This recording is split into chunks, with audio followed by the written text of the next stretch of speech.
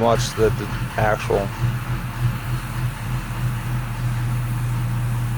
It's one in the center, in the bottom.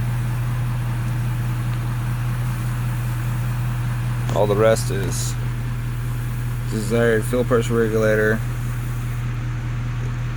regulator command, percentage, fuel flow, then actual, and desired.